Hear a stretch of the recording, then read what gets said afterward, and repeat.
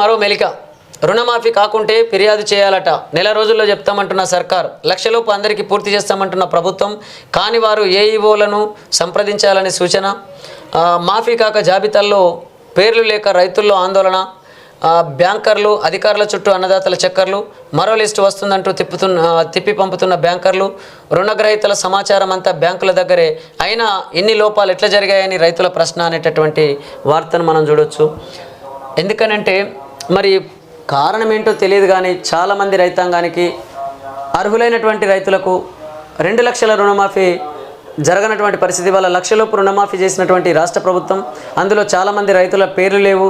చాలామందికి ఇబ్బంది కలుగుతుంది. ఇప్పటికీ ఇంకో విషయం ఇక్కడ మనం గమనించాలి. 2 లక్షల రుణమాఫీ చేస్తామన్నటువంటి రాష్ట్ర ప్రభుత్వం ఇవాళ తాత్సారం చేస్తూ రావడం వల్ల మరి 2 లక్షలు తీసుకున్నటువంటి రైతులకు వడ్డీ వల్ల 2 లక్షలు దాటి